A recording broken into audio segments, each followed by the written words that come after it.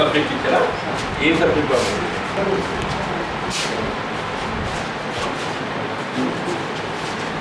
కూర్చో ప్లీజ్ కూర్చో. మీరు స్కూల్ డ్రెస్సెస్ లేవా?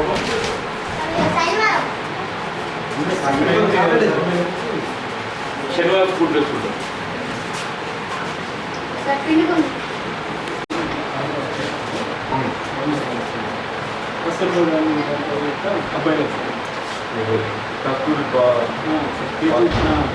ఓన్లీ ఫండింగ్ వరకు ఫండింగ్ 60% సెంట్రల్ గవర్నమెంట్, మన ఇంట్లో క్లాస్ అంతా చేసేవాల్సింది స్టేట్ గవర్నమెంట్. మీకు ఇచ్చిన నార్మల్గా ఏమి ఇస్తారు బాబు డైలీ? రోజు బ్రేక్ఫాస్ట్ ఏమి తింటారు? బ్రేక్ఫాస్ట్ ఏమి తింటారు?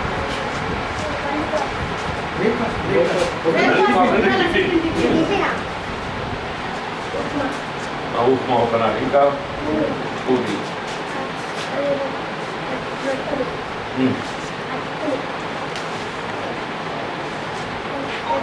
రోజు ఒక రాదు కదా. మధ్యాహ్నం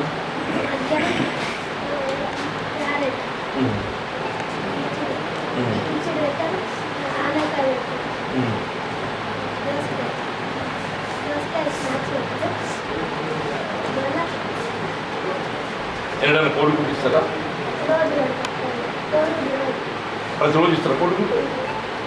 బాయిల్డ్ ఎగ్ వాళ్ళు ఇచ్చిందా? నిన్న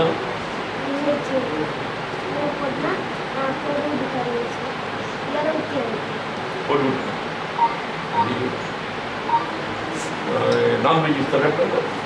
chicken or mutton?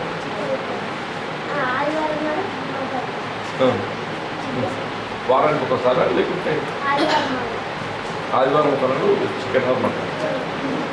But egg అయితే ప్రతి రోజు వీక్లీ 7 days ఇస్తారా? అవు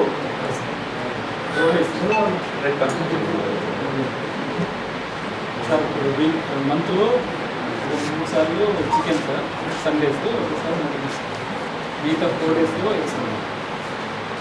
4 దినాలు ఇస్తారు కదా బాబు, మొత్తం 7 రోజులు తీసుకుపోయి ఎందుకు భయపడరు నాన్న? నీ మంచి కొడుకే కదా బాబు. నిజమే బాబు, కింద పడుకోండి, చేద్దాం అంటే ఉంటుంది కదా. ఏది కింద పడుకుంటాం ఇచ్చి.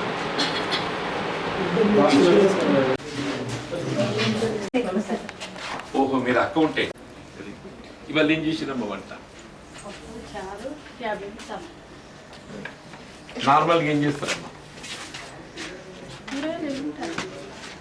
అది మీ కేర్ టేకర్ ఉంటారా? వాళ్ళు సప్లై చేస్తారు?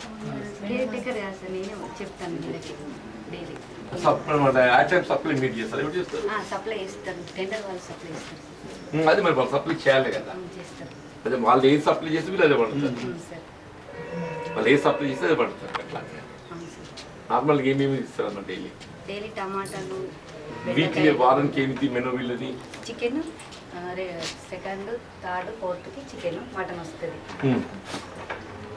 ఎగ్స్ ఇంత ఎగ్స్ వారానికి ఎన్నిసార్లు ఇస్తారమ్మా? వారానికి బుధవారం ఉండదు సార్, శనివారం ఉండదు.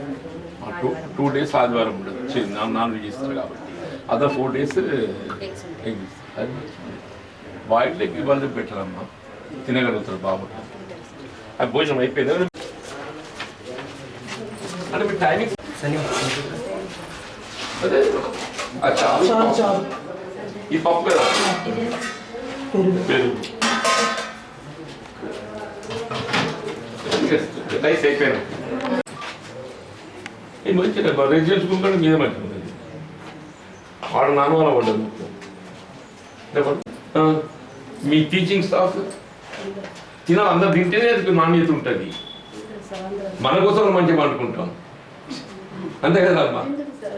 లేదు నిజమే కదమ్మా, పిల్లలు మంచిగా పెట్టాలని చెప్పంటే మనం కూడా తింటే పిల్లలు కూడా మంచిగా పెడతాం, తప్పేం లేదమ్మా. అంటే పిల్లలు తక్కువ కదా? కొంతమంది ఇంటికే లేదు, ఇక పిల్లల పిల్లలు ఎంతమంది ఉంటే అన్ని అదే పిల్లల ఇంటికి వెళ్ళలేదు సార్. ఇవాళ పిల్లలు తక్కువ ఉంది కదా.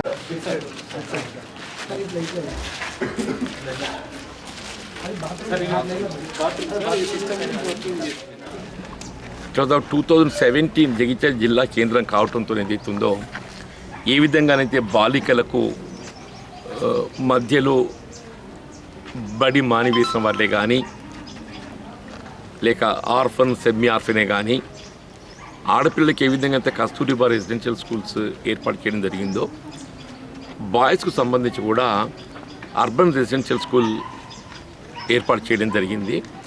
సరే అప్పుడే వీడు పర్మనెంట్ అకామిడేషన్ ఏర్పాటు చేస్తే బాగుంటుండే. వాస్తవం కూడా పర్మనెంట్ అకామిడేషన్ ఏర్పాటు చేయలేకపోవడంతో తాత్కాలికంగా ఇది ఎస్ఆర్ఎస్పి అనుబంధ గెస్ట్ హౌస్లో ఏర్పాటు చేశారు.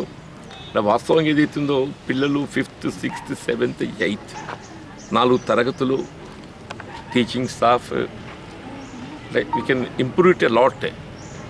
కానీ ఏదైతుందో అకామిడేషన్ ప్రాబ్లంతో ఇప్పుడు పిల్లలకు సరిపడే తరగతి గదులు లేకపోవడమే కానీ వాష్రూమ్సే కానీ అంటే అన్ని విధాలు కూడా ఏదైతుందో అసౌకర్యంగా ఉండడంతో అడ్మిషన్ స్ట్రెంత్ మనకు దాదాపు 110 ఉన్నది.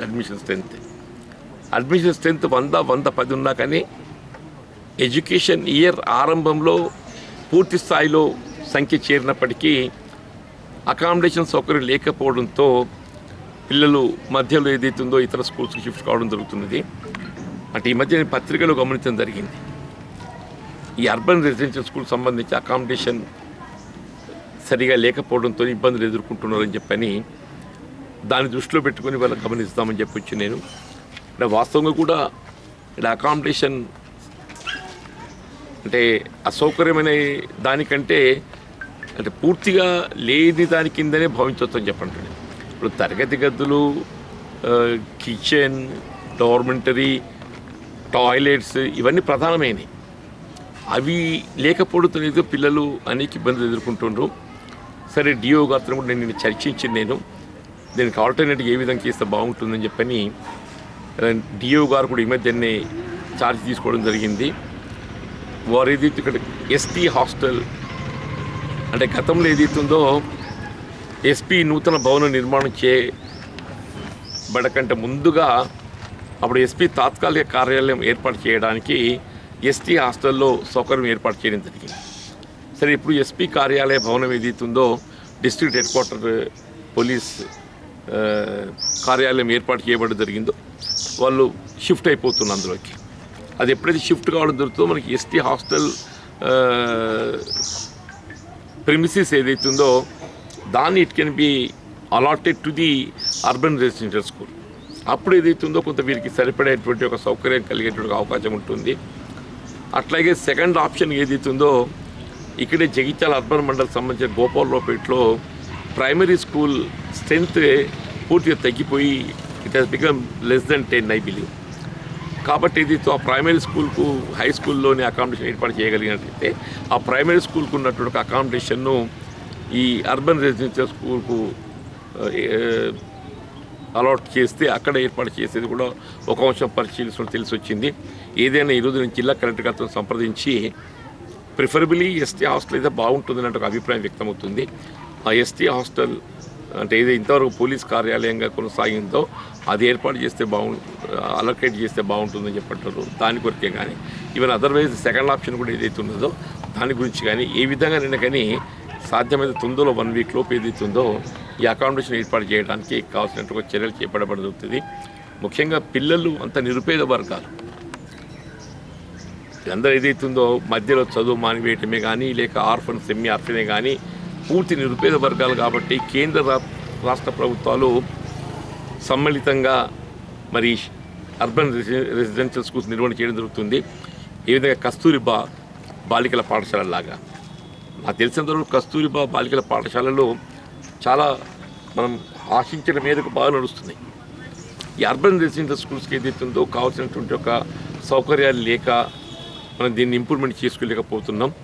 ఏదైనా ఇప్పుడు ఎందుకంటే ఇది దృష్టికి వచ్చింది కాబట్టి దీన్ని తప్పకుండా తగు అకామిడేషన్ ఏర్పాటు చేయడంతో పాటుగా ఈ విద్యకు సంబంధించినటువంటి ఒక మౌలిక సదుపాయాల కల్పన, విద్యా స్టాండర్డ్ పెంపొందింపజేయడానికి కూడా తప్పకుండా నేను ప్రభుత్వ దృష్టి తీసుకెళ్తాను. నేను తీసుకెళ్ళి I see this is improved.